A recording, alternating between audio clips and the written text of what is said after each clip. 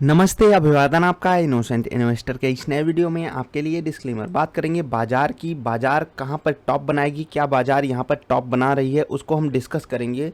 लेकिन ये वीडियो मैं क्यों क्रिएट कर रहा हूं उसको बताने के लिए एक चीज़ आपके साथ शेयर करना चाहता हूं। थोड़ी देर पहले 2-3 घंटे पहले मैंने कम्युनिटी पोस्ट में आपसे एक सवाल पूछा कि निफ्टी 2021 के फर्स्ट हाफ में कहाँ खड़ी होगी, और यहाँ पर आप देख सकते हो 60% लोगों ने बताया कि बाजार 16,000 पे खड़ी होगी। यानी कि विथ अ क्लियर मार्जिन जो आप लोगों में से उत्तर दिए हैं वो ये मान रहे हैं कि बाजार की तेज़ी कायम रहेगी।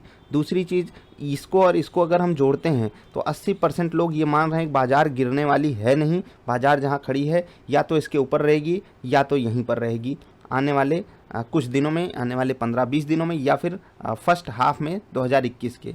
बहुत कम लोगों का मानना है कि बाजार कुछ परसेंटेज गिर सकती है, बाकी कुछ लोग अवॉइड करें हैं इस क्वेश्चन को। अब मैं इस बात को क्यों यहाँ पर जोर देना चाहता हूँ कि क्यों 80% लोगों का मानना है कि बाजार यहीं पर खड़ी रहेगी और ऊपर जाती रहेगी, क्योंकि बाजार का ट्रेंड पिछले कई दिनों से पॉजिटिव है। बाजार ने कई सारे कारनामे हमको करके दिखाए हैं। अब कुछ लोगों को ये लग रहा है कि आरबीआई की बबल वाली बात में बिल्कुल भी दम नहीं है, और मैंने भी इसका मजाक इसलिए उड़ाया था। और देखो, राइट टू स्पीच है हम लोगों के पास, फ्रीडम ऑफ स्पीच जिसको कहते हैं, तो उसी का मैंने फ़ायदा उठाया। मैंने कहा कि ये बबल अगस्त से आप कह रहे हो उसको बाजार सम्मान नहीं दे रही है, लेकिन क्या स्टॉक मार्केट 15,600 का प्राइस डिज़र्व करती है? इसको हम ज़रा सा आज डिकोड करेंगे, और जब निफ्टी टॉप बनाती है उसको भी हम थोड़ा सा आपको समझाना चाहते हैं। ठीक, सबसे पहले मैं आपको बता देता हूँ कि बबल प्रूफ पोर्टफोलियो मतलब कि ऐसा पोर्टफोलियो जो अभी भी आपको रिटर्न दे सकता है, वो मैंने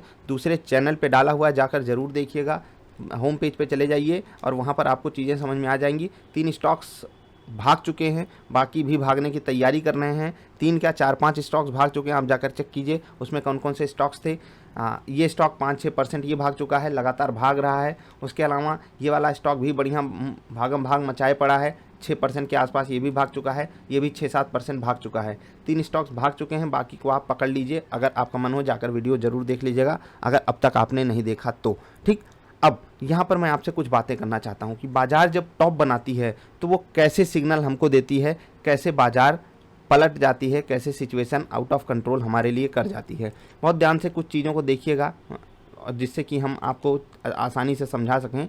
नोट डाउन भी कर लीजिएगा अगर आपका मन हो तो। देखिए, बाजार जब भी गिरने की कोशिश करती है या गिरना चाहती है तो ऊपर जाती है, और ऊपर से एक सेलिंग कैंडल आ जाती है। यानी कि ऊपर हम आपको, जो छोटे ट्रेडर्स होते हैं, उनको ट्रैप कर दिया जाता है और बाजार गिर जाती है। ठीक, भाग जाती है। ये अलग सिनारियो है। लेकिन जब जब भी बाजार बड़े लेवल पे गिरावट दिखाती है, बाजार ऊपर खुलती है, उसके बाद एक सेलिंग आ जाती है और फिर बाजार नीचे गिर जाती है। आप यही चीज़ कहीं पर भी वेरीफाई कीजिए, बाजार खुली ऊपर और गिर नीचे गई, बाजार खुली ऊपर और गिर नीचे गई। समझ रहे हैं ना मैं क्या कहना चाह रहा हूँ? कि हम आपको जब तक बाजार में ट्रैप ना कर दिया जाए तब तक हमको समझ में नहीं आता है कि नहीं नहीं कुछ गड़बड़ है। देखो, बाजार खुली ऊपर और फिर यहाँ से अचानक से क्रैश आ गया। ठीक, समझ रहे हो ना? मतलब यहाँ पर बाजार खुली ऊपर, गिरावट आ गई, खुली ऊपर, गिरावट आ गई। ये सिनारियो आप जब जाकर देखोगे 2020 की क्राइसिस से पहले भी, मैं ये नहीं कह रहा हूँ कि मैं इसको बिल्कुल डिकोड कर पाया था उस वक्त, लेकिन हाँ, जिनके पास डबल आई पोर्टफोलियो था उन्होंने सही समय पे एवरेजिंग की है। अब मैं आपको कुछ बातें यहाँ पर भी दिखाना चाहता हूँ। 2020 का भी जब क्रैश आया था तो बाजार खुली ऊपर थी और उसके बाद यहाँ पर प्रॉफिट बुकिंग आ गई थी। ठीक, अब आप कहोगे कि नहीं नहीं फरवरी में कुछ था नहीं, तो बाजार सारी चीज़ें पहले से डिकोड करने की कोशिश करती है और बहुत आगे की सोच लेती है। ठीक, और इसलिए ये गिरावट आ गई थी। खैर, वहाँ पर कोविड का केस था, यहाँ पर कुछ है नहीं। सिचुएशन ऐसी है कि हम एक दर्द को दोबारा नहीं अपने सामने रखना चाहते हैं, हम उस दर्द को भूल चुके हैं। लेकिन क्या अब हमारे पास कोई दर्द नहीं बचा है? क्या महंगाई को हम बिल्कुल इग्नोर कर सकते हैं? क्या जो लोगों की जॉब्स जा रही हैं इसको हम बिल्कुल इग्नोर कर सकते हैं? क्या सारी चीज़ों को इग्नोर कर देना यहाँ पर एक सही सिग्नल होगा हमारे लिए? वही मैं आपको समझाने आया हूँ। देखिए, फ्रीडम ऑफ स्पीच का मैंने फ़ायदा उठाया। मैंने आरबीआई से कहा, ससम्मान कहा कि भैया देखो, आप बबल काफ़ी महीनों से कर रहे हो, बबल तो है नहीं बाजार में, ऐसा लोग मान के बैठे हैं, ट्रेडर्स मान के बैठे हैं, एफआईआईज मान के बैठे हैं। और दूसरी चीज़, आरबीआई ने ही लोगों के हाथ में पैसा दिया है, तो वही पैसा यहाँ पर आकर लग रहा है। तो ये आरबीआई की ही इस प्रॉब्लम है जो उसको दूर कर सकते हैं। ठीक, अब 2 पहलू होते हैं हमेशा बाजार में। क्या? या तो बाजार ऊपर जाएगी या तो नीचे जाएगी। आरबीआई कह रही है कि बाजार में कोई कनेक्ट है नहीं रियल इकोनॉमी से। ये बात बिल्कुल 100% सही है। याद रखिएगा ये बात 100% सही है, लेकिन फिर भी मैं ये कह रहा हूँ कि ये जो ट्रेंड बना है ये आरबीआई के बयान के बाद भी अगर बन पाया तो इसमें सबसे बड़ा योगदान एफआईआईज और डीआईआईज का है। ठीक, वो क्यों इग्नोर कर रहे हैं आरबीआई की इस बात को? क्योंकि उनको मिल रहा है लिक्विडिटी का फ़ायदा, तो वो लिक्विडिटी का फ़ायदा उठाकर अपनी पोजीशन को समेटना चाहेंगे या नहीं? जी हाँ, बिल्कुल समेटना चाहेंगे। वो आरबीआई के इस बयान पे रिएक्शन देकर खुद अपनी पोजीशन फंसा सकते थे। इसीलिए एफआईआई डीआईआई स्मार्ट तरीका निकाल रहे हैं कि बाजार को ऊपर सस्टेन करने दो, अपनी पोजीशन से हट जाओ, उसके बाद छोटे बच्चों के हाथ में माल थमाकर तब गिराना है बाजार को। और इसका डेटा साफ साफ ऑप्शन से हम आप डिकोड कर सकते हैं, जाकर आप चेक कीजिएगा किस तरीके से ऊपर के लेवल पे प्रीमियम बढ़ाया जा रहा है, जो कि नहीं बढ़ना चाहिए। याद रखिएगा, आरबीआई इतनी बड़ी संस्थान है अपने देश की, अगर वो कोई बात कह रही है तो उसमें कुछ ना कुछ सीरियस मुद्दा है, लेकिन उसके पीछे का जो पहलू है लिक्विडिटी का पहलू, लिक्विडिटी का मतलब लोगों के हाथ में पैसा है, वो आकर यहाँ डाल रहे हैं, उसका एडवांटेज एफआईआई डीआईआई एचएनआईज उठा रहे हैं। जैसे ही इनका पेट भरेगा ये बाजार को पटकेंगे, और मैं ये बात आपसे कई बार कह चुका हूँ, बाजार ऊपर जाती है ऊपर जाती है ऊपर जाती है और गिर जाती है। क्या आप इसके लिए तैयार हो? नहीं तैयार हो तो थोड़ा सा सावधानी बरतिएगा। जहाँ पर भी आपको 6 से 8% का रिटर्न मिले, जैसे कि ये वाला स्टॉक, ये वाला स्टॉक, ये वाला स्टॉक, आप कोशिश कीजिएगा कि स्टॉप लॉस को बहुत तगड़े से ट्रेल कर लो, या फिर एग्जिट भी कर लोगे तो आपको कोई तकलीफ नहीं होगी। याद रखिएगा, 8% का रिटर्न बैंक आपको साल भर में भी नहीं देते हैं, और मैंने आपको पोर्टफोलियो फ्री ऑफ कॉस्ट दी हुई है, जाकर वो वीडियो जरूर देखिएगा। अब इस वीडियो का क्रक्स क्या था, मैं आपको यहाँ पर क्या बताना चाहता था? पहली चीज़ तो मैं आपको ये बताना चाहता था कि बाजार जब भी टॉप बनाती है तो ऐसे ऊपर खुलती है बाजार और फिर वहाँ से सेलिंग आ जाती है। यहाँ पर आप देख सकते हो, यहाँ पर देख सकते हो, यहाँ पर देख सकते हो, आप जाकर पीछे 2020 में भी देख सकते हो, 2019 में भी देख सकते हो। ठीक, दूसरी चीज़, बाजार नीचे से काफ़ी बड़ा मोमेंटम दिखा चुकी है, 100-125% का।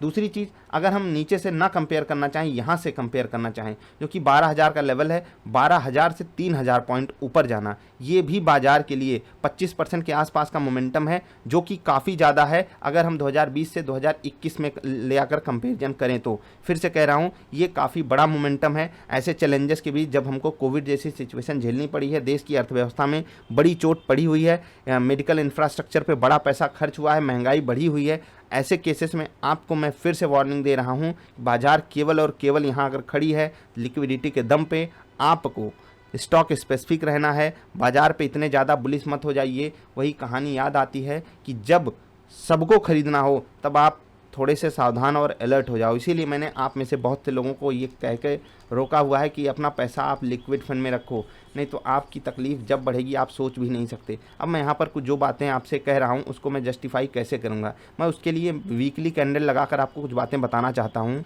कि जो मार्केट में इंतज़ार करता है उसको मार्केट पूरा मौका देती है। ठीक, जैसे कि हुआ क्या, एक मोमेंटम आ रहा था बाजार में ये वाला, ठीक, जो यहाँ से लेकर के सितंबर 2017 से लेकर के मई 2018 इस बीच काफ़ी बड़ा मोमेंटम पॉजिटिव साइड आया था। उसके बाद बाजार गिरी, वही लेवल दिखाई थी यहाँ पर।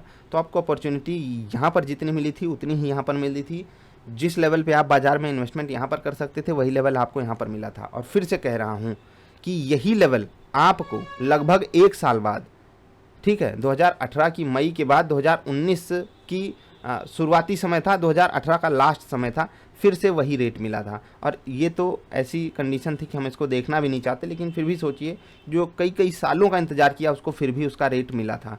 तो बाज़ार जो है वो कहीं भागने वाली नहीं है। याद रखिएगा, बाज़ार को आज नहीं तो कल, सूनर और लेटर, जो रियल इकोनॉमी है उससे कनेक्ट बिठाना ही पड़ेगा। इसके लिए या तो बाज़ार कंसोलिडेशन फेज़ में जाएगी, या तो बाज़ार कंसोलिडेशन फेज़ में जाएगी, या तो बाज़ार एक बड़ी गिरावट दिखाएगी। और गिरावट जब भी आती है ऐसे ही ऊपर के लेवल्स बनते हैं और बाज़ार वहाँ से टूट जाती है। आई होप आप उसका सम्मान करते हुए बाज़ार को ओवरवेलमिंग रिस्पांस नहीं दोगे। अपनी तरफ से जो भी डिसीजन लोगे स्मार्ट तरीके से लोगे। मैं जितना अपनी तरफ से कर सकता हूँ वो कर रहा हूँ। आपको क्या स्मार्ट डिसीजन लेना है? सबसे पहली चीज़ कि मैं जितना फ़ंड लगा रहा हूँ वो कितने समय के लिए लगा रहा हूँ। औने पौने उल जलूल स्टॉक्स आपको नहीं खरीदने हैं। और अगर आप यहाँ पर कोई बाइंग कर रहे हो तो विथ प्रॉपर स्टॉप लॉस चीज़ों को समझते हुए करिएगा, क्योंकि ये इन्वेस्टमेंट का लेवल है नहीं। जिनके पास डबल आई पोर्टफोलियो होगा उनको ये बात पता होगी कि क्यों नहीं है यहाँ पर इन्वेस्टमेंट का लेवल। बहुत सोची समझी रणनीति के तहत इन्वेस्टमेंट की जाती है,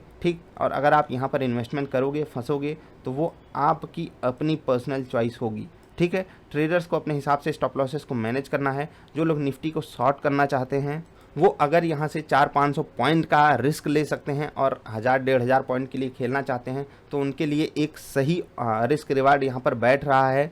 लेकिन वो भी उनकी पर्सनल चॉइस होगी। मैं बिल्कुल ये चीज़ रिकमेंड नहीं करता आपको, क्योंकि जो लिक्विडिटी बाजार को नीचे से इतना ऊपर लेकर आई है 100%, 110%, वो 10%, 15% और ऊपर लेकर भी चली गई तो हम आप क्या कर सकते हैं। लेकिन बेस्ट केस सिनारियो यही है कि हम बाज़ार में जो बबल बना है उसके पीछे की कहानी को समझें। हम आरबीआई को मजाक में भले ले सकते हों कि वो अगस्त से ये बात बोल रहे हैं, वहाँ पर भी डिस्कनेक्ट था, यहाँ पर उससे भी बड़ा डिस्कनेक्ट है। और जब मैंने आप लोगों के उत्तर देखे तो मुझे ये चीज़ अंदर से फील आया कि नहीं, कहीं मैं आपको गुमराह तो नहीं कर रहा हूँ कि नहीं आप एकदम ओवर कॉन्फिडेंस में चले गए हो। मैंने आपको बबल प्रूफ पोर्टफोलियो सिर्फ और सिर्फ इसलिए दिया है कि वहाँ पर निफ्टी जैसा माहौल नहीं है कि वहाँ पर वो स्टॉक्स ऑल टाइम हाइस पे या बहुत महंगे प्राइस पे ट्रेड कर रहे हैं। इसीलिए मैंने आपको सही स्टॉक्स सही लगभग रेट पे दिए हुए हैं। तो बेस्ट केस सिनारियो वही होगा आपके लिए। आप उनमें अगर पैसा लगा रहे हो तो पहला केस सिनारियो लगा सकते हो। दूसरी चीज़, स्टॉप लॉस के बिना मत लगाइएगा, क्योंकि जब बाज़ार गिरती है तो वो किसी की बात नहीं सुनती, चकनाचूर कर देती है बहुत बहुत बड़े बड़े सपने।